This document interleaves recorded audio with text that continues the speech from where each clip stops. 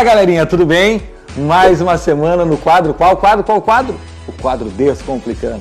A nossa intenção sempre é trazer clareza nas suas dúvidas com base na palavra de Deus.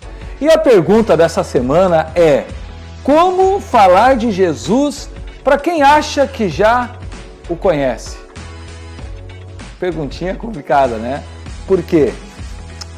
Primeira coisa, se você quer falar de Jesus, tem que conhecer dele um pouquinho, né?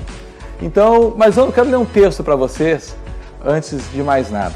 Está lá em 1 Pedro, capítulo 3, o versículo é o 15, que diz o seguinte: antes, santifiquem Cristo como Senhor em seu coração. Prestou atenção, eu quero que você preste muita atenção nessa palavra, porque nós entendemos que a palavra explica tudo. Antes, santifiquem Cristo como Senhor em seu coração. Estejam sempre preparados para responder a qualquer pessoa que lhes pedir a razão da esperança que há em vocês. Versículo 16. Contudo, façam isso com mansidão e respeito, conservando boa consciência, de forma que os que falam maldosamente contra o bom procedimento de vocês, porque estão em Cristo, fiquem envergonhados de suas calúnias. Também poderia citar para vocês aqui o que está escrito lá no Evangelho de Marcos, capítulo 16, versículo 15, onde Jesus vem e traz a grande comissão: ide por todo mundo e pregar o Evangelho a toda criatura.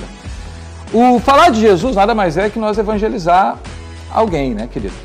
Então, assim, mas como que a gente fala para alguém que não, ou melhor dizendo, que já ou acha que já conhece? Primeira coisa, para qualquer tipo de pessoa que a gente vai falar de Jesus, nós vamos falar com amor. Nós vamos ter aquele sentimento de compaixão. A gente precisa se colocar no lugar da outra pessoa. E porque se a gente está levando o Evangelho é a palavra de amor, se nós estamos levando essa palavra de amor, precisa haver amor em nós. As pessoas precisam olhar nos nossos olhos as lágrimas de quem está se importando com aquela pessoa. Não é, eu não quero só falar de Jesus. Não, eu me importo com a tua alma. Eu quero falar de Jesus, do quanto Ele é poderoso para transformar a sua vida.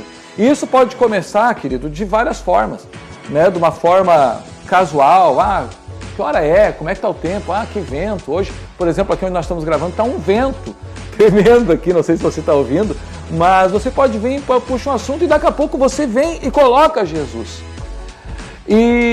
Mas Diego, como é que eu posso falar então para quem acha que já conhece? Eu quero falar de duas pessoas na Bíblia que, se a gente for ver a história, elas achavam que já sabiam a respeito de Deus e de Jesus, ou do Messias. Essas duas pessoas nós vamos encontrar no Evangelho de João, uma no capítulo 3 e outra no capítulo 4. Mas de quem você está falando? Eu estou falando daquele mestre da lei, o Nicodemos. O Nicodemos vai um dia e de noite procurar Jesus e vem perguntar para ele: olha só, como é que eu faço como é que acontece, como é que é o Evangelho? E Jesus já vai direto na raiz, talvez onde esteja o trauma dela.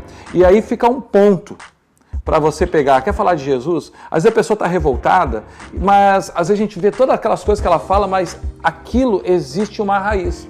E o meu conselho para você é: descubra a raiz que essa pessoa tem esse trauma. Por que ela quis sair da igreja? Por que ela não quer mais congregar? Mas a culpa é do pastor, mas a culpa é do líder. Não, gente. Entendeu? Existe uma raiz nisso. E ela simplesmente arranja esses subterfúgios para falar que é fulano que é o culpado, ciclano, porque ela não quer admitir que ela saiu por culpa dela. Que ela está com um problema e não consegue resolver. Existe uma história que uma vez um rapaz chegou para o pastor e falou assim: pastor, eu não quero mais fazer parte aqui porque tem muita fofoca, tem muito problema na igreja e eu não concordo, e eu vejo isso acontecendo nos cultos. E o pastor chegou e perguntou para ele: não, seguinte, você pode sair, mas antes de tudo, eu quero que você pegue esse copo d'água e durante o culto, durante todo o culto, eu quero que você fique circulando a igreja, mas não pode cair nenhuma gota d'água. Daí depois a gente conversa. E esse jovem começou a dar volta, e passou aquelas 1h30, 2 horas de culto, ele não derrubou nenhuma gota d'água. E o pastor perguntou: você viu que aquelas pessoas estavam rindo de você? E ela: não. Mas você viu que aquela pessoa estava apontando o dedo para você, da sua roupa, isso, aquilo? Não. Mas sabe por que você não viu? Por quê, pastor? Porque a sua atenção estava no copo. não no que aquelas outras pessoas estavam fazendo. Essas pessoas, elas acham que conhecem Jesus, estão fora da igreja, porque elas não estão olhando para Jesus. Outra pessoa é aquela mulher samaritana. Jesus vai e pega o trauma que ela tinha. Olha só, menina, você não... Cadê o seu marido? Realmente, você disseste bem, você não tem marido, você já tivesse tantos e o que tem não é seu.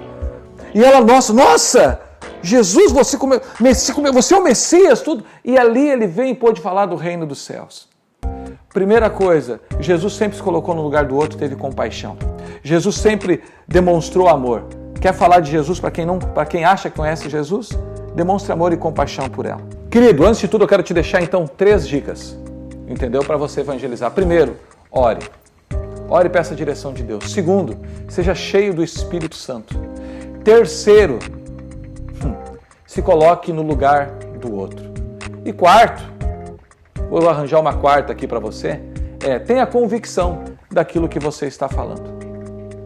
E se eu posso te dar uma quinta, eu queria dizer uma coisa para você. Pregue menos com a sua boca. Pregue mais com a sua vida. As pessoas estão olhando o que você está fazendo. Amém? Quero te desejar uma excelente semana. Espero ter descomplicado a sua vida. Não pare de pregar. Pregue em todo o tempo. Um beijo para você, uma excelente semana e que Deus te abençoe.